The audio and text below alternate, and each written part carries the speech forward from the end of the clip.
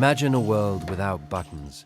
You probably can't, because this tiny fastener has a history more epic than most empires. From keeping us warm to signaling status, the humble button is a silent testament to human ingenuity.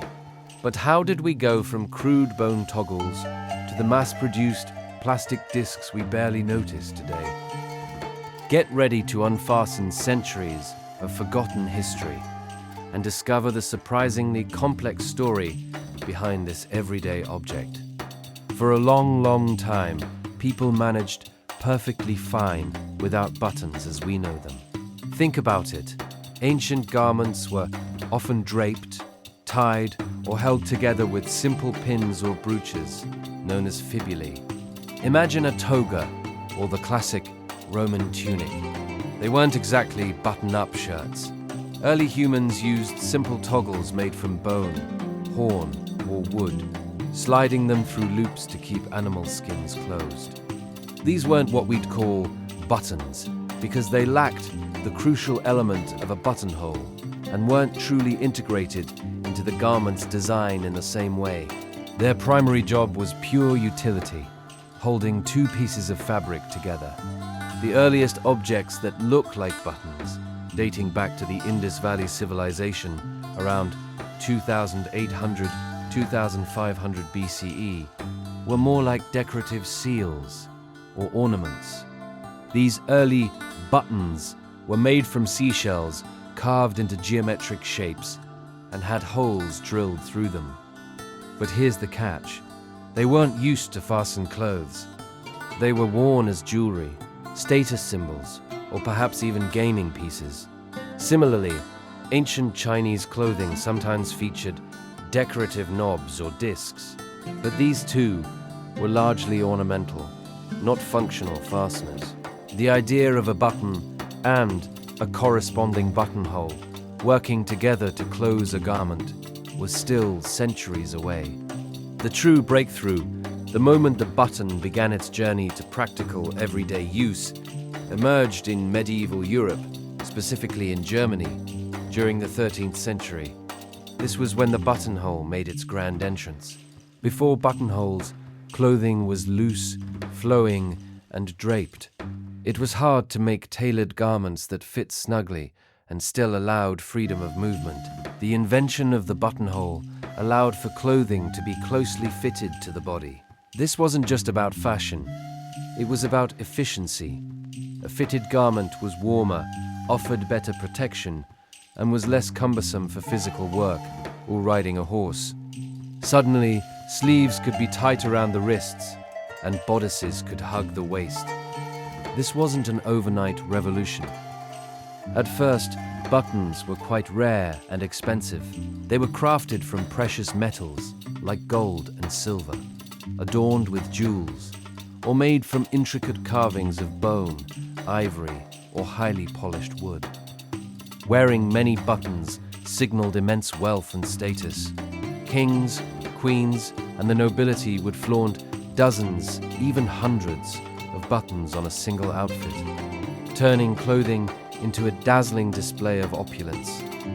Common people, however, were still making do with laces, hooks, and simple ties. The problem, however, was that while buttonholes revolutionized tailoring, creating them and the buttons themselves was a labor-intensive craft. Each button had to be individually made, and each buttonhole carefully hand-stitched. This kept buttons out of reach for the majority of the population. How could this incredibly useful innovation become truly universal? The answer arrived with the dawn of the Industrial Revolution. This period of rapid technological advancement in the 18th and 19th centuries changed everything, including the humble button. New machinery allowed for the mass production of metal buttons from brass, pewter, and tin. Uniforms for soldiers and liveried servants became prime examples of this new era, with rows of identical, functional buttons.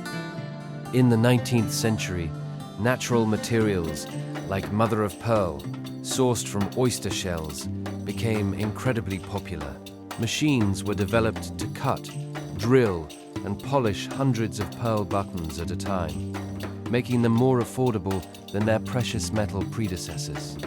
Buttons made from horn, glass, and even fabric-covered wood also became widely available, bringing this functional fastener to the burgeoning middle classes.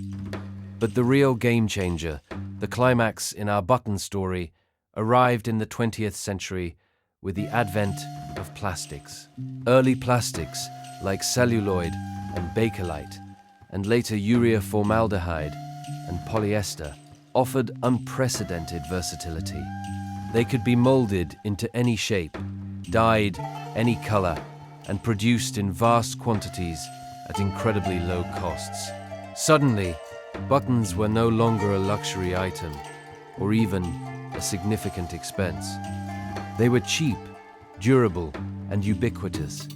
From the simplest shirt to the most elaborate coat, plastic buttons became the default, cementing the button's place in virtually every wardrobe across the globe. This led to an explosion in fashion, allowing designers to incorporate buttons in creative ways without worrying about cost or availability.